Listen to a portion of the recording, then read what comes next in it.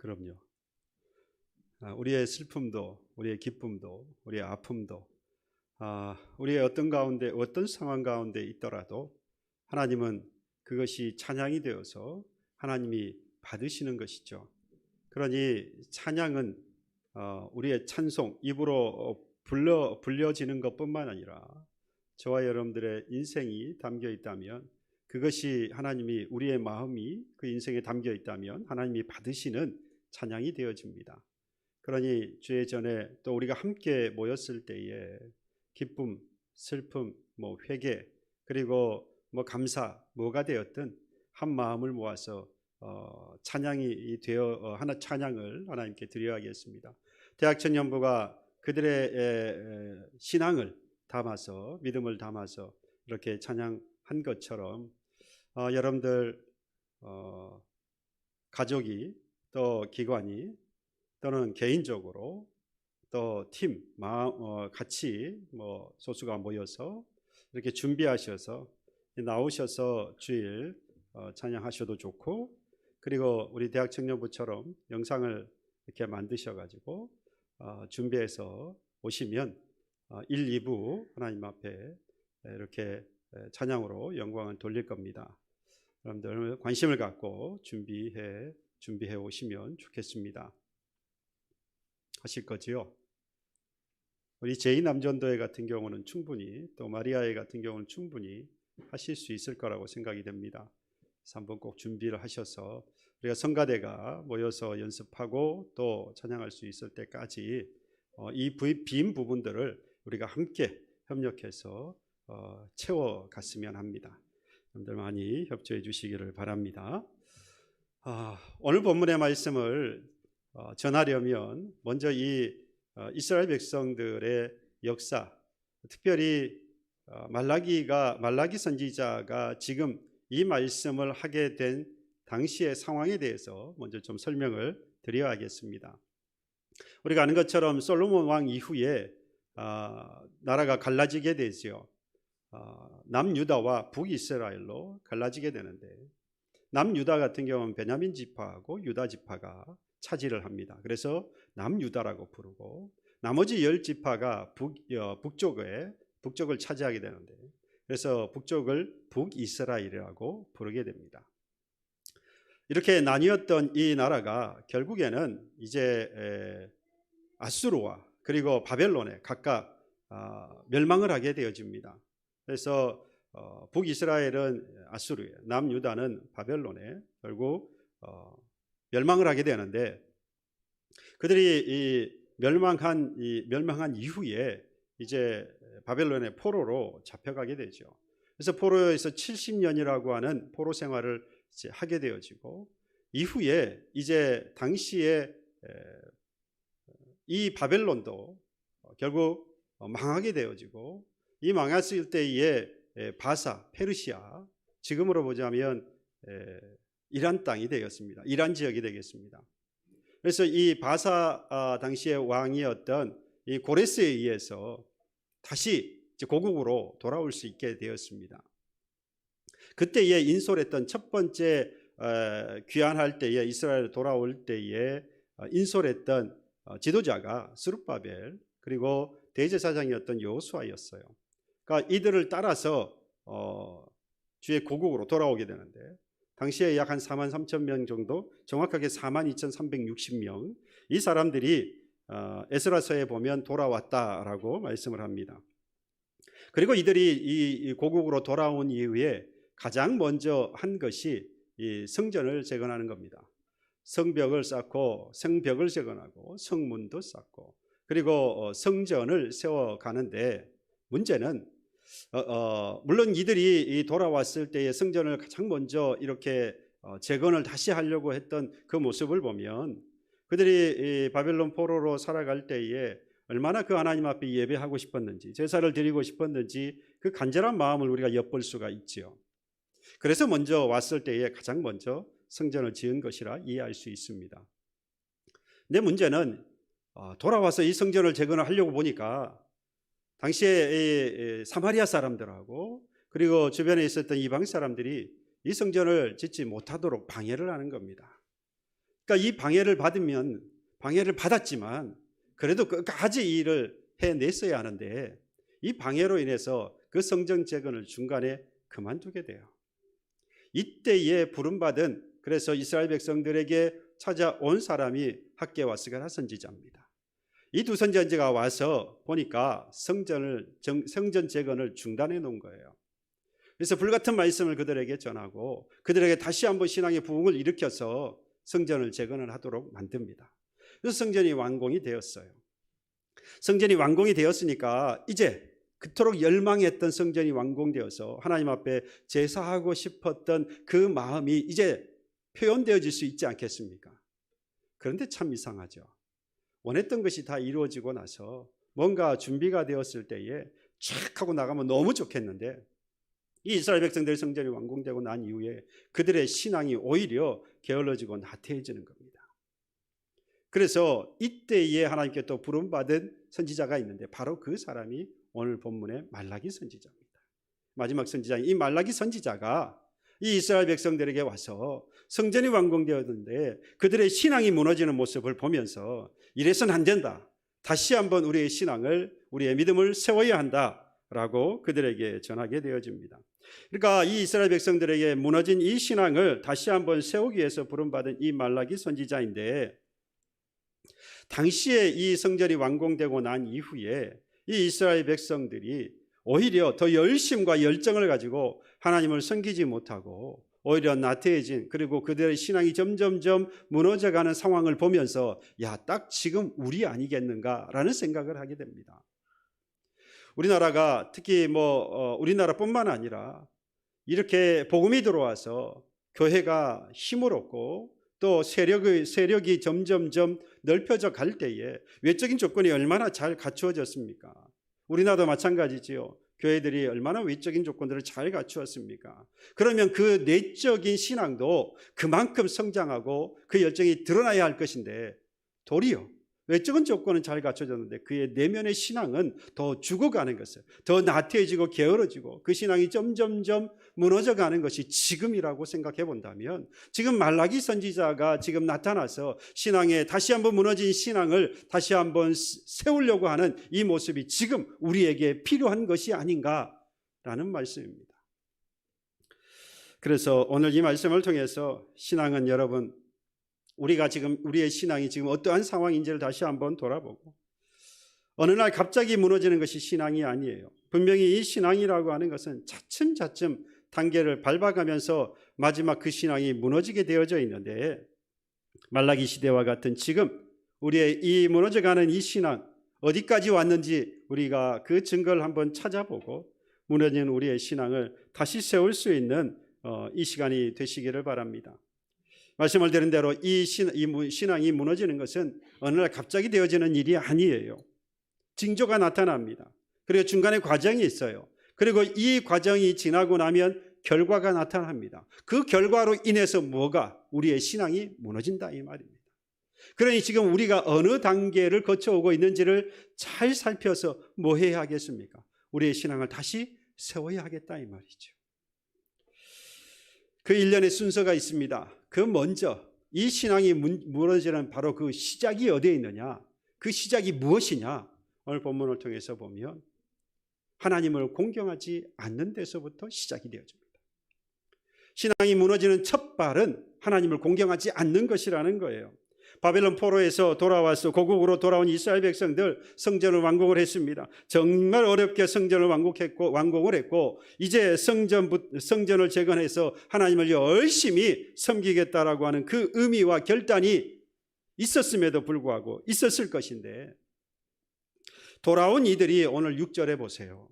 뭐라고 말씀하느냐? 내가 아버지일진데 나를 공경함이 어디 있느냐? 내가 주인일진데 두려워함이 어디 있느냐? 하나님이 하시는 말씀이에요. 이스라엘 백성들이 지금 하고 있는 것을 보니까 야, 너희들은 나를 아버지라고도, 너희들은 내가 주인이라고도 인정하지 않는구나. 내가 너희들의 아버지라면 지금 너희들은 나를 공경할 것이고 내가 너희들의 인생의 주인이라고 한다면 주인된 나를 두려워할 것인데 너희는 나를 공경하지도, 너희들은 나를 두려워하지도 않는구나. 그런데 이것이 이스라엘 백성들뿐만 아니라 하나님 앞에 제일 가까이 있는 제사장들에게 이 일이 나타나고 있잖아요. 1장 6절에서도 이렇게 말씀했죠. 내 이름을 멸시하는 제사장들아, 하나님을 멸시하는 제사장들이라 라고 말씀합니다. 하나님께서 내 아버지이고 하나님께서 나의 인생의 주인이 되셨으면 당연히 그 하나님을 가장 먼저 제사장들이 공경하고 그 하나님을 두려워해야 할 것인데 그러지 않은 거예요. 그래서 제사장들이 하는 말이 뭐냐? 하나님은 너희들이 그렇지 않다라고 말하고 있는데 제사장들이 뭐라고 말하는 줄 아십니까? 그렇습니다. 저희들이 그동안 그렇게 하나님을 공경하지 못했고 그 하나님을 두려워하지 않았습니다. 주여 우리의 죄를 용서해 주시고 우리를 살려주십시오 라고 하는 게 아니에요. 이 제사장들이 이렇게 이야기합니다. 6절 하반절에 보니까 너희는 이르기를 우리가 어떻게 주의 이름을 멸시하였나이까. 말이 뭐지요? 아니 우리가 언제 하나님을 멸시했습니까? 우리는 그 하나님을 멸시한 적이 없습니다 라는 말을 하고 있어요. 저는 이 말씀을 보면서 딱 생각났던 부분이 우리 예수님께서 비유로 말씀하셨던 마태복음 25장의 양과 염소의 모습이었습니다. 목자가 양과 염소를 나눕니다. 그래서 이 양은 오른편에 그리고 염소는 왼편에 두어요. 그리고 예수님께서 말씀하세요. 그 오른편에 둔 그들에게 우리 주님께서 말씀하시는데 내 아버지께 복을 받을 자들이여 나와 창세로부터 너희를 위하여 예비된 나라를 상속받으라 라고 말씀하시는데 왼편에 둔 염소들에게는 뭐라고 말씀하시느냐? 저주를 받은 자들아 나를 떠나 마귀와 그 사자들을 위하여 예비된 영원한 불에 들어가라. 여러분 한편 오른편에 있었던 자들에게 양들에게는 하나님의 나라에 그리고 왼편 염소들에게는 불에 들어가라고 이와 같이 극명하게 나누어서 우리 주님께서 말씀하신 이유가 뭔지 아십니까? 이유는 딱 한 가지였어요. 예수님께서 이렇게 말씀합니다. 오른편에 있었던 양들에게 이런 이야기를 해주세요. 내가 줄일 때에 너희가 먹을 것을 주었고 목마를 때에 마시게 했고 나그네 되었을 때 영접했고 헐벗었을 때에 옷을 입혔고 병들었을 때에 돌아보았고 옥에 갇혔을 때에 와서 살폈다. 그런데 반면에 왼편에 있었던 염소들은 뭐 했다는 겁니까? 그러지 않았다는 이야기지요. 여러분 여기서 중요한 게 뭡니까? 여기서 중요한 것은 바로 그 오른편에 있었던 양들이 그 말을 듣고 그 목자의 음성을 듣고 뭐라고 대답하느냐? 우리가 언제 그 사람들을 돌보았습니까? 라는 이야기예요. 나는 아무리 생각해도 이 양들이 하는 이야기가 나는 아무리 생각해도 그런 도움을 베푼 적이 없는데요 라고 이야기하는데 왼편에 있는 염소들은 뭐라고 그러느냐? 우리가 언제 안 했습니까? 그런 사람이 내 주변에 있었으면 내가 도왔을 거예요. 없던데요? 라고 이야기하는 거예요. 여러분 이 불의한 사람의 불의한 자의 특징은 자기가 불의한 걸 모른다는 것이 그들의 특징입니다. 재미있는 것은 의로운 사람은 자기가 의로운 걸 몰라요. 마찬가지다 이 말입니다. 여러분 의로운 사람은 자기의 의를 드러내지 않기 때문에 그동안 해왔던 그의 삶이 의로운 삶이라고 생각하지 않아요. 마땅히 하나님 앞에 해야 할 일이라고 믿기 때문에 한 일이죠. 그러니까 그것이 기억나지 않는 거예요. 내가 했다라고 하는 기억이 나지 않은 거예요. 당연히 할 일이니까. 근데 불의한 사람은 자기가 불의한 걸 모르는 겁니다. 그러한 일이 있었으면 내가 할 텐데 그러한 일이 없었기 때문에 못한 것이다. 안 한 것이다. 있었으면 나도 했을 것이다 라는 이야기를 합니다. 하나님을 공경하지 않은 이 불의한 제사장들 꼭 이 왼편에 있었던 바로 이 염소들과 같습니다. 하나님을 두려워하지 않고 하나님을 멸시했음에도 불구하고 이들은 뭐라고 그럽니까? 나는 그런 적이 없다라고 이야기하는 거예요. 불의한 자의 특징이 그대로 나타나요. 그러니 하나님이 이들에게 아주 구차스럽게 아주 구차하게 이 제사장들에게 하나하나 제목을 따지고 들어갑니다. 그들이 내가 불의하지 않았습니다. 내가 하나님을 공경하지 않고 하나님을 멸시한 적이 없습니다 라고 말하니까 그들의 불의함을 하나하나 찝는 거지요. 그게 7절 8절 말씀입니다. 요약하면 그래요. 너희가 내게 더러운 떡을 제단에 드리고 눈 멀고 절고 병든 것을 희생의 제물로 드리지 않았느냐. 너희들이 지금 희생의 제사를 드렸다고 하는데, 제단에 제물을 들고 와서 내게 제물을 드렸다고 하는데, 제사를 드렸다고 하는데, 너희들이 들은 것이 어떤 건 줄 아나? 더러운 떡이었다. 그리고 눈 멀고 병들고 저는 그러한 희생의 제물이었다. 그게 정말로 나를 경멸하고 나를 멸시하는 것이 아니냐 라고 말씀을 하고 있는 겁니다. 얼마나 그것이 형편없는 것이었는지, 야, 그것 가지고 총독에게 가서 드려봐라. 총독한테 줘봐라. 그가 기쁘게 받을 것인가? 사람도 받지 않을 것을 들고 와서 하나님께 받으십시오라고 드렸다 이 말이에요. 이게 하나님을 경멸하고 이게 하나님을 멸시하는 것이 아니고 무엇이겠냐 이 말이죠. 여러분, 이들이 왜 그랬을까요? 이게 13절 성경에 이미 나옵니다. 13절에 이렇게 말씀했어요. 만군의 여호와가 이르노라. 너희가 또 말하기를 이 일이 얼마나 뭐라고요? 번거롭고 하며 코웃음 치고 훔친 물건과 저는 것 병든 것을 가져왔느니라. 여러분, 이 제사장들이 그리고 이스라엘 백성들이 더러운 떡과 그리고 병들고 절고 그리고 눈먼 것들을 가지고 와서 희생제물입니다라고 드린 결정적인 이유는 그의 마음에 하나님 앞에 제사하는 것이 뭐였다는 거죠? 번거로웠다 이 말이에요. 우리말로 하면, 지금 우리 생각으로 하면 귀찮았다 이 말입니다. 하나님 앞에 제물을 가지고 와서 제사를 드리는 것이 얼마나 번거롭고 귀찮았으면 그냥 더러운 것, 깨끗하게 준비되지 않아도 그냥 그거 가지고 와서 드리는 겁니다. 귀찮으니까, 번거로우니까. 구별되어지고 깨끗하고 좋은 것들을 잘 살펴서 가지고 와야 되는데, 그래서 하나님 앞에 하나님 받으시는 희생의 제물이 되도록 드려야 하는데 귀찮은 거예요. 번거로운 겁니다. 그럼 왜 이 하나님의 백성이라고 하는 이 이스라엘 백성들이 하나님께 제사를 드리는 것이 이렇게 번거롭고 귀찮아졌겠느냐? 더 이상 하나님을 뭐하지 않기 때문입니까? 공경하지 않기 때문이에요. 바로 그겁니다. 하나님을 더 이상 공경하지 않고 하나님을 더 이상 두려워하지 않기 때문에, 그 하나님이 내 아버지라고 고백하지 않기 때문에, 그 하나님이 내 인생의 주인이라고 고백하지 않기 때문에, 더 이상 그 믿음이 없으니까 그분을 아버지라 믿지 않기 때문에 공경할 이유가 없는 거죠. 그분이 내 인생의 주인이라고 믿지 않기 때문에 더 이상 그분을 두려워할 이유가 없는 겁니다. 더 이상 나하고 아무런 관계가 없는 분이라는 거예요. 그러니 그를 공경할 이유도, 그러니 그를 두려워할 이유도 없는 것입니다. 그러니 뭐 하지 않지요? 제사 귀찮죠. 그 하나님 앞에 드리는 떡과 그 하나님 앞에 드리는 그 희생의 제물이 아까워요. 드리는 것이 번거롭고 귀찮을 뿐만 아니라 그것이 너무나도 아깝습니다. 그래서 가지고 오는 것이 그냥 더러운 떡이어도 상관없어요. 그것이 가지고 오는 것이 눈 멀고 병들고 저는 것이라도 아무 관계가 없는 겁니다. 그냥 드리면 그것으로 끝나는 거죠. 사실 이 제사장들은요, 이 진설병, 그러니까 여기서 드리는 떡은 진설병입니다. 출애굽기 25장에 나오는 진설병인데, 이 진설병은 아주 귀하고 조심스럽게 다루어서 깨끗한 것으로 드릴 수도 있어요. 근데 좋은 것은 뭐합니까? 자기가 가져요. 희생의 제물 가운데에서도 좋고 귀하고 가치 있는 것은 자기들이 가지고, 그렇지 않은 것은 그냥 하나님의 희생 제물이라고 갖다 드리는 겁니다. 이게 하나님을 경멸하는 것이 아니고 뭐겠어요? 이것이 하나님을 멸시하는 것이 아니고 무엇이겠습니까?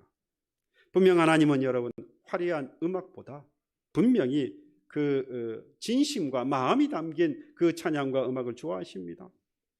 아무런 뜻도 없는 그런 열정보다도 작은 우리의 마음과 열심과 열정을 담아서 드리는 것을 하나님은 기뻐하십니다. 아무런 의미 없이 그냥 그저 드리는 그런 헌물보다도 우리의 마음과 중심을 담아서 드리는 것을 하나님은 기뻐하십니다. 맞습니다. 그래서 사무엘 선지자를 통해서 사울 왕을 버리고 이제 이새의 집에 가서 내가 택할 사람을 불러서 그에게 기름 부으라고 말씀합니다. 왕으로 세워라. 그때의 이 사무엘 선지자가 이 이새의 아들 가운데에서 엘리압부터 시작해서 보니까 그의 외모가 준수하고 좋았어요. 그래서 그에게 기름 부으려고 하니까 하나님이 막으십니다. 사람은 무엇을 보거니와 외모를 보지만 나 여호와는 그 사람의 중심, 곧 마음을 보신다라고 말씀하세요. 그렇습니다. 하나님은 분명히 우리의 마음을 보세요. 우리의 중심을 보시는 분이 분명히 맞습니다. 그런데 여러분, 이 말은 형식이고 뭐고 다 필요 없고 마음만 있으면 된다라는 의미가 아니에요. 여러분, 마음은, 내용은 어디에 담습니까? 여러분, 어디에 담아요? 내 마음 드립니다. 내 중심을 하나님 아시지요? 그건 드러나야 되잖아요. 그 드러나는 거 어디에 담는 겁니까? 형식이라고 하는 틀에 담아야 됩니다. 내용은, 마음은 형식이라고 하는 틀에 담아야 하는 거예요. 그러니까 형식이 없이 내 마음이 여기 있습니다라고 말하는 것, 여러분, 저도 그래서 압니다. 지금도 제 마음 한 곳 깊은 곳에선 이런 마음이 있어요. 하나님, 내 마음 아시지요? 내 중심을 아시지요? 그러니 여러분, 하나님, 그 하나님께서 다 아시고 계시니까 내가 좀 부족해도 뭐도 더러운 떡이라도, 그리고 저는 것, 병든 것, 눈먼 것이라도 내 마음 아시잖아요. 하나님 받아주셔야지요. 우리는 그런 이야기를 하는 거예요. 형식도 틀도 형식이라고 하는 틀도 이제 필요 없지 않습니까? 내 마음을 하나님이 아시니까 이런 것 괜찮잖아요. 하나님, 내 마음이 아시잖아요. 여러분, 이게 뭔지 아세요? 제 마음 깊숙한 곳에도 있다, 이 말입니다. 이게 바로 거짓입니다. 이게 핑계를 대고 있는 거예요. 둘러대고 있는 거죠. 핑계대고 있는 겁니다. 제사장들이 요즘식으로 말하면 형식이 뭐가 중요합니까? 마음이 중요하지. 마음만 있으면 되는 거 아닙니까? 하나님은 우리를 보고 계시고 우리의 마음을 다 아시지 않습니까? 그리고 뭘 드려요? 더러운 떡을 드리는 겁니다. 그리고 뭘 가지고 옵니까? 눈 멀고 병 들고, 그리고 아무도, 사람도 받지 않을 그러한 것을 희생제물로 가지고 와서 드리는 겁니다. 그러니까 여러분, 형식이라고 하는 이 틀을 없애려고 하는 것은 하나님을 멸시하는 불의한 제사장들이 하나님의 말씀을 무시하고 더러운 떡과 병든 희생제물을 준비하는 것과 똑같은 것입니다. 마음만 있으면 된다고요? 마음이 어떻게 드러납니까? 여러분들이 그 고백하고 있는 그 마음을 한번 들여다보세요. 정말로 귀하고 가치 있는 것을 마음을 담아서 드리고 있는지, 아니면 마음을 보시는 하나님이니까 그냥 이 정도면 됐지라고 드리고 있는지, 정확하게 여러분들의 마음을 들여다보십시오. 제게도 그런 마음이 있고 그 깊은 곳에 분명히 쌓아둔 그 숨겨놓은 것이 분명히 있습니다. 정결한 것, 정결한 떡과 가치 있고 깨끗한 제물을 드려야 합니다. 형식이라고 하는 틀 안에 깨끗하고 소중한 것들을 담아서 드리지 않는 것을 하나님은 하나님 앞에 뭐한 것이라고요? 멸시하는 것이라고, 두려워하지 않는 것이라고, 경멸하는 것이라고 말씀합니다. 여러분, 하나님을 공경하지 않는 것에서부터 바로 우리의 이 신앙은 무너지기 시작하는 거예요. 우리의 신앙이 무너지기 시작하면 그 시작이 무엇부터 시작한다는 겁니까? 하나님을 공경하지 않는 것에서부터 시작한다는 거예요. 하나님을 공경하지 않는 것은 무엇으로 드러납니까? 내 마음이 여기 있습니다 라고 하면서 들여놓는 것이 더러운 떡이고, 눈 멀고 병들고 저는 그런 희생의 제물이라고 하나님 앞에 드린다, 이 말이에요. 이게 뭐라고요? 거짓이다, 이 말입니다. 거짓된 마음으로 거짓된 그 마음을 숨겨두고 하나님 앞에 드리면서 그것이 하나님을 공경하는 것이라고 거짓을 행하고 있는 겁니다. 여기서부터 그 신앙은 무너지기 시작하는 겁니다.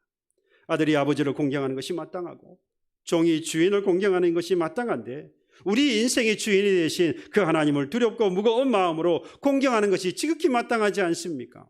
인간적으로도 그런데 말이죠. 신앙이 있고 믿음이 있는 우리가 그 전능하신 하나님, 창조주 되신 하나님, 내 인생의 주인 되신 그 하나님을 아버지로, 그리고 나의 인생의 주인으로 섬기면 그분을 공경하고 그분을 두려워하는 것이 마땅한 일 아니냐, 이 말이죠.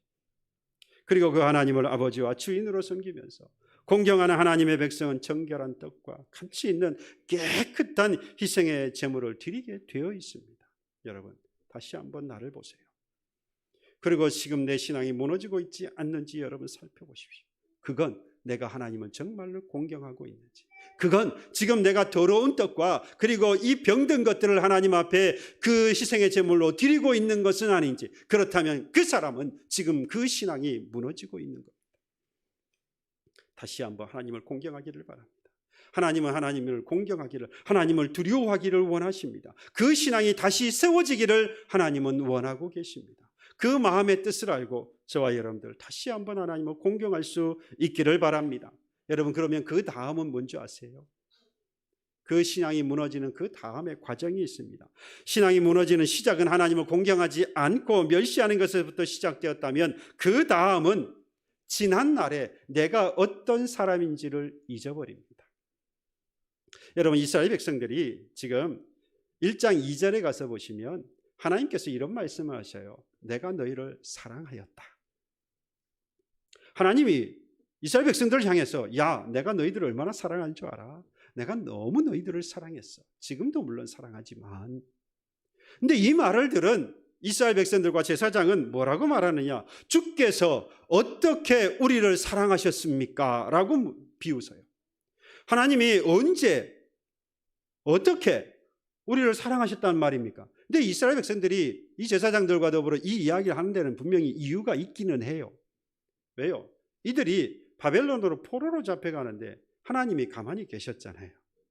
만약에 하나님께서 도와주셨다면 그들이 포로로 잡혀갈 때에 막아주셔야 한다고 생각하지 않습니까? 근데 하나님께서 막아주시지 않으셨어요. 그러니까 바벨론 포로로 잡혀간 거지요.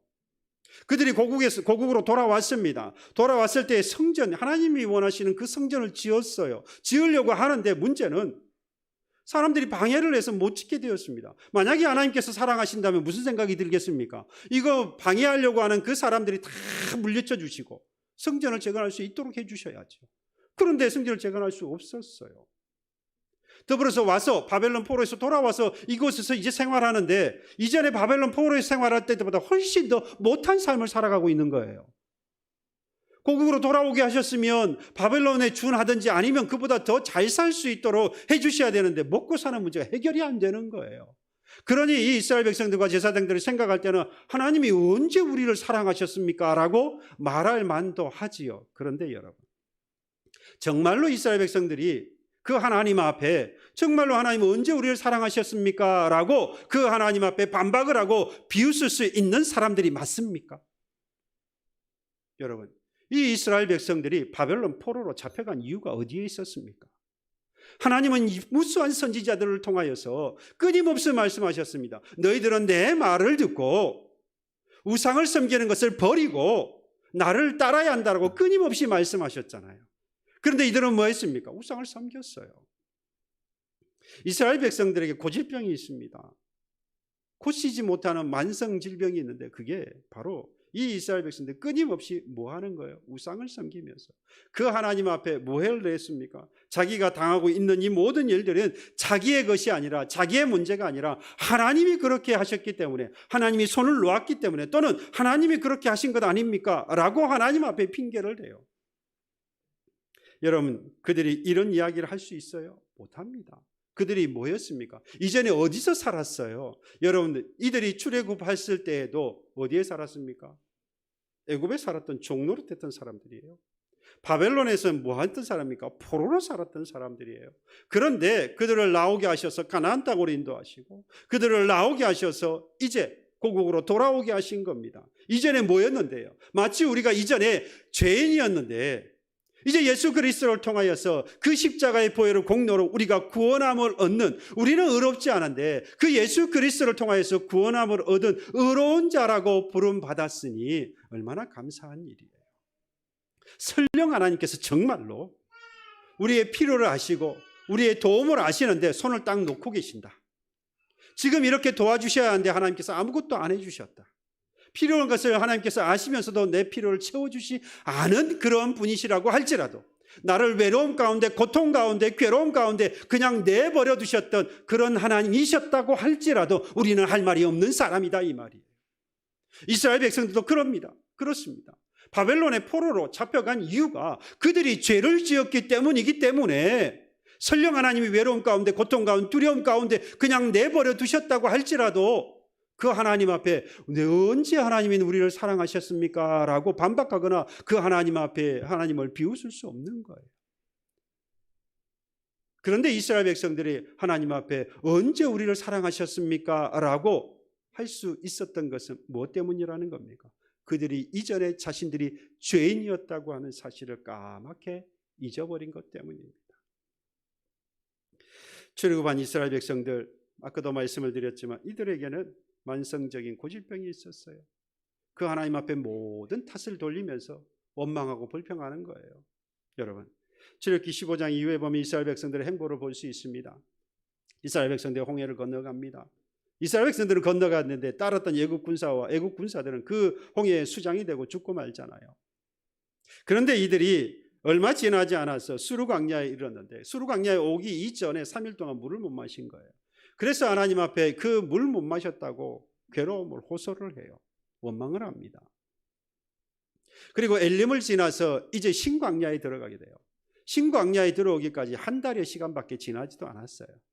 그런데 먹지 못했다고 옛날 애굽에서 살던, 그래서 애굽 불가에서 고기 먹던 때를 기억하면서 지금 먹지 못한 것에 대해 그날을 기억하며 그리워하면서 불평을 쏟아냈습니다.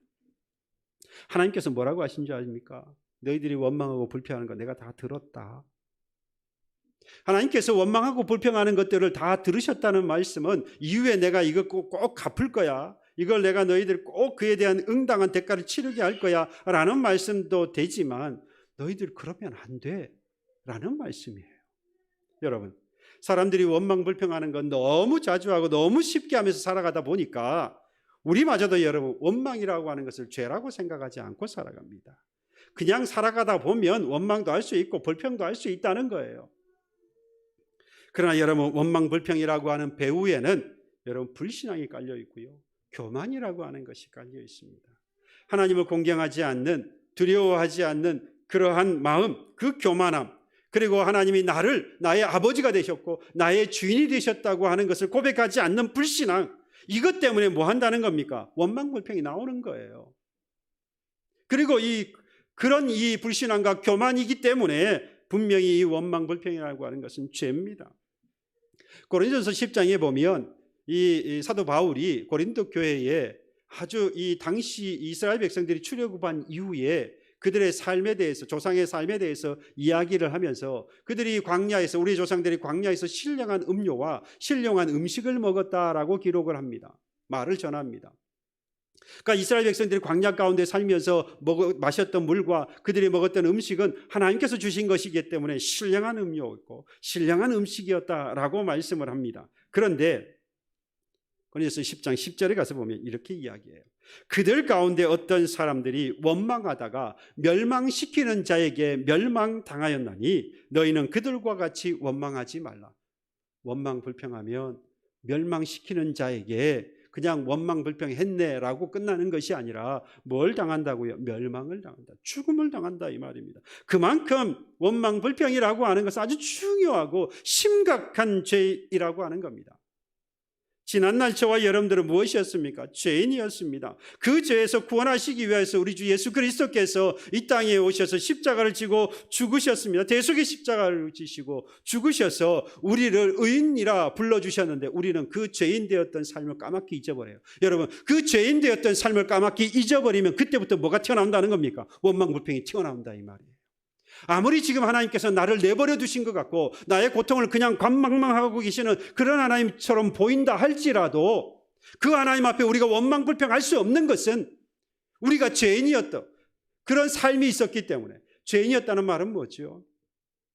구원을 받지 못한 자예요. 그 사람은 지옥에 던져지는 자라는 이야기입니다. 영원히 죽는 자라, 영원히 죽을 수밖에 없는 자가 아니라 이미 영원히 죽은 자라는 이야기예요. 그런데 그 죄인 되었던 우리를 불러주셨어요. 하나님의 나라의 자녀가 되게 하셨고 그 나라를 상속받는 자로 하나님께서 우리를 세워주셨다, 이 말이에요. 그런데 그 하나님 앞에 원망 불평할 수 있습니까? 그러니 여러분, 바로 이것이 불신앙이 점점점 깊어져서 결국 그 신앙이 무너지고 마는 것이죠. 그러니 저와 여러분들을 지난날에 내가 무엇이었는가를 잊어버리면 불신앙이 진행되고 있는 겁니다. 곧 내 신앙이 무너지고 있는 거예요.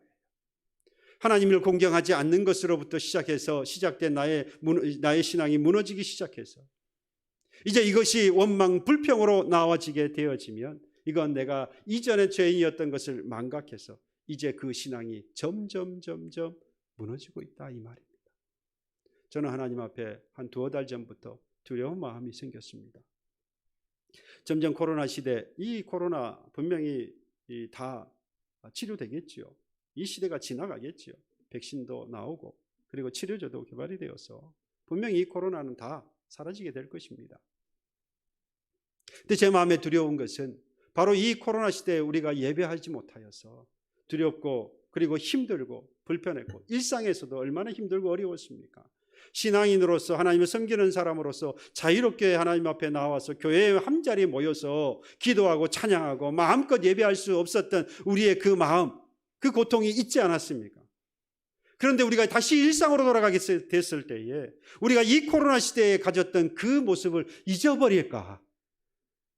그래서 다시 하나님 앞에 뭐하는 삶으로, 이전의 삶으로, 원망하고 불평했던 그 이전의 삶으로 다시 돌아가 버리는 것은 아닐까? 그래서 다시 우리의 신앙이 무너져 버리는 것은 아닐까? 저는 두려웠습니다.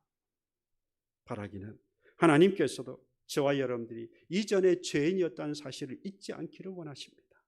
그 말은 우리의 신앙이 무너지지 않기를 원하고 계시는 것이고, 설령 원망 불평이라고 하는 것을 통해서 죄인이었던 그의 옛날의 삶이 돌아왔다면 여러분 분명히 이것을 청산해야 합니다. 그리고 우리의 신앙, 무너진 우리의 신앙을 반드시 다시 세워나가야 합니다. 그러기 위해서는 우리가 하나님 앞에 죄인 되었다고 하는 사실을 다시 기억하며 살아가야 할 것입니다. 그러면 이 신앙이 이제 무너지고 난 결과가 무엇이냐? 다시 말하면 하나님을 공경하지 않아서 그 신앙이 무너지기 시작했다면 이것이 진행되어지는 과정 가운데에 내가 죄인이었던 것을 잊어버리고 원망 불평한다 이 말이죠. 그 원망 불평한 결과가 뭔지 아십니까? 아주 심각한 결과를 우리가 맞게 됩니다. 오늘 본문에서 볼 수 있어요. 하나님이 예배를 받지 않으시대요. 하나님께서 이스라엘 백성과 그의 제사장들이 하나님 앞에 나와서 드리고 있는 그 제사를 하나님이 받지 않으신다 또는 받지 않으시겠다라고 말씀합니다. 여러분, 성도의 삶의 목적이 어디 있습니까? 하나님 앞에 예배하는 거잖아요. 이스라엘 백성들이 성전을 재건하고 그들이 하기를 원했던 게 뭡니까? 하나님 앞에 나와서 제사를 드리는 거예요. 그 제사, 그 예배에는 무엇이 따라오느냐? 희생이 따릅니다. 희생은 여러분 내가 가장 귀하게 여기는 것을 포기하는 겁니다. 그래서 내가 뭘 당하죠? 손해를 보는 거예요. 또 불편하기도 합니다. 그리고 아픔을 겪기도 해요. 왜요? 내 것이라고 하고 생각했던 것을 떼어내버리니까 불편하기도 하고 아픔이 되기도 하지요. 그러니까 우리가 하나님께 예배할 때에는 예배는 희생이라고 하는 것 때문에 우리는 손해를 보아야 하고 아픔을 겪어야 하고 불편해야 하는 것이 맞습니다. 우리 하나님께 예배를 드릴 때 여러분 중요한 거 잊지 말아야 할 게 두 가지가 있어요.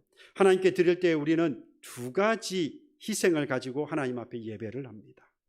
먼저는 예수 그리스도의 십자가라고 하는 희생을 가지고 하나님 앞에 나와서 예배합니다. 이게 없으면 아무리 우리가 많은 희생을 가지고 나온다 할지라도 의미가 없어요. 이게 없으면 안 됩니다. 하나님께서 예수 그리스도를 통하여서 우리에게 그 이름 또는 그 예수 그리스도의 십자가의 공로를 가지고 하나님 앞에 나아오라. 그러니까 예수 그리스도의 희생이 있어야 하는 거죠. 그리고 그 예수 그리스도의 희생 안에 뭘 포함시키죠? 나의 희생을 포함시키는 겁니다. 이 두 가지가 있어야 하나님이 받으시는 예배가 되어지는 겁니다. 우리에게도 예수께서 십자가에 희생하신 것 같은 실질적인 우리의 삶의 희생이 있어야 한다는 거죠. 여러분, 시간의 한 예를 들어볼까요? 우리가 아주 쉽게 착각하고 있는 게 있어요. 시간의 예를 들어서 희생이라고 하는 하나님 앞에 예배할 때 희생이라고 하는 것을 한번 말씀을 드려보면 우리가 하나님 앞에 가장 귀한 시간을 하나님 앞에 드린다고 이야기합니다. 정말 이 얼마나 바쁜 시대입니까? 그 바쁜 일상 가운데 살아가는데 그 바쁜 시간 가운데에서 떼어서 하나님 앞에 예배한다. 그래서 그 시간을 귀하게 여기고 하나님 앞에 드린다라고 말하는데 이게 아니에요. 바쁜 일상 가운데 잠시 쉬어서 그 시간을 드리는 것을 하나님 앞에 예배하는 것이라고요? 그거 아닙니다. 인생의 송두리째, 그 인생과 그 시간을 송두리째 드리는 것이 바로 예배가 되는 겁니다. 그게 바로 희생이에요. 하나님 받으시는 희생은 바로 그것입니다. 여러분, 예수님께서 우리를 구원하시기 위하여서 많은 생명들 가운데 하나의 생명을 드렸습니까? 아니에요. 하나밖에 없는 생명을 드려서 우리를 구원하셨어요.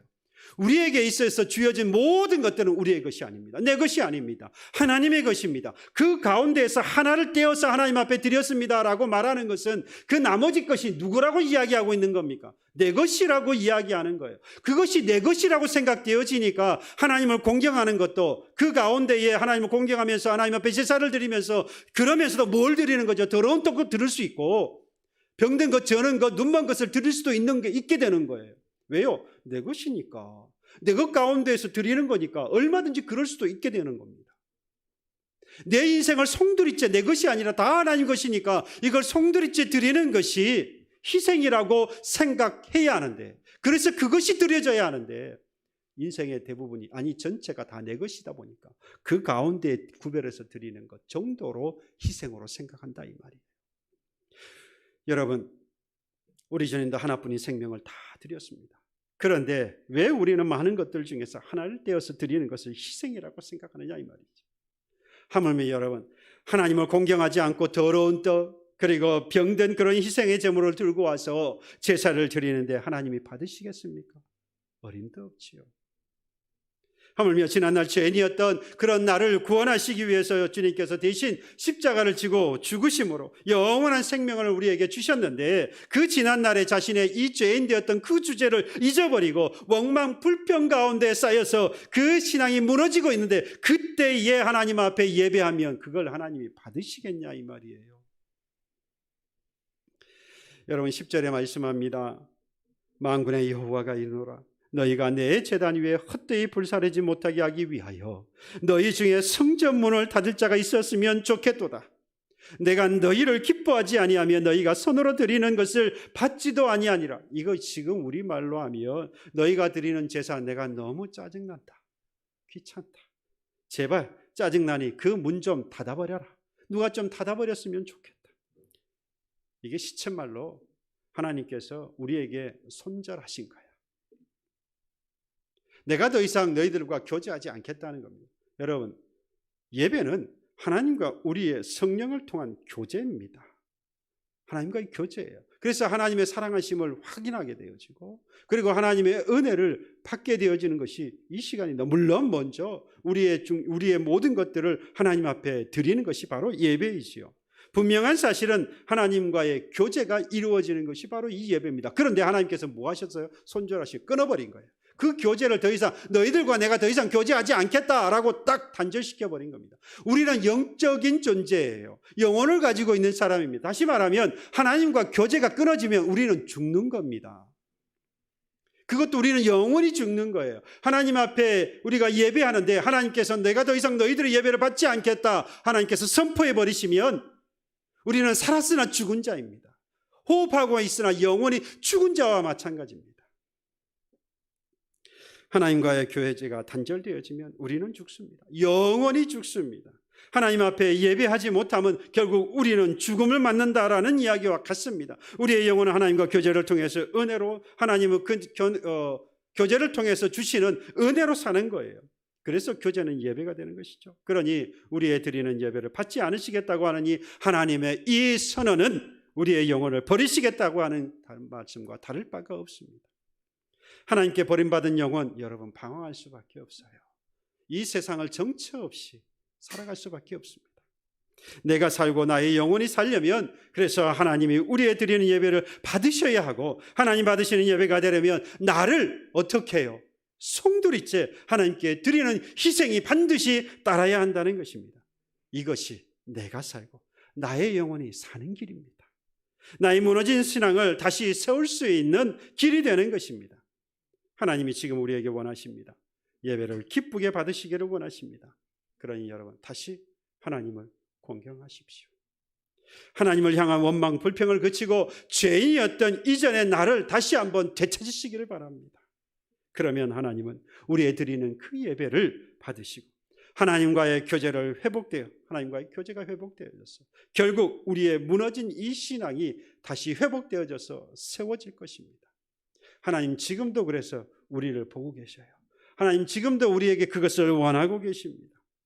다시 한번 우리의 원망 불평 그치고 예전에 죄인이었던 나의 삶을, 나의 인생을 다시 한번 되찾고 그 하나님 앞에 하나님을 아버지로, 나의 주인으로, 그래서 그 하나님을 공경하고 그 하나님을 두려워함으로 하나님 받으시는 우리의 인생, 희생 있는 예배가 되어져서 하나님이 우리의 신앙을 다시 세워주는 것을, 그래서 그 하나님과 영원한 은혜를, 하나님이 예배하신 은혜를 누리며 살아갈 수 있는 교회 여러분들이 되시길 주님의 이름으로 축원합니다. 기도하겠습니다. 자비로우신 아버지 하나님, 감사합니다. 부족하고 연약하였던 저희들을 아버지 하나님이여 버리지 아니하시고 이 시간도 부르사 하나님의 백성으로 삼아 예배케 하신 귀한 은혜를 받은 자임을 이 시간 다시 한번 깨닫고, 주여, 죄인으로 살았던 저희들의 인생이었음을 고백하게 하여 주시옵시고, 이제로부터 공경하지 못했던 그 하나님을 다시 돌아보아 그 하나님을 아버지로, 그 하나님을 나의 주인으로 섬겨 공경하며 두려워할 줄 아는 신앙인 되어져서 하나님 받으시는 예배 드림으로 주와 함께 교제하여 영원히 살아가는 저희들 되도록 하나님 역사하여 주시옵소서. 감사드렸고 주 예수 그리스도의 이름으로 기도하옵나이다. 아멘. 우리 하나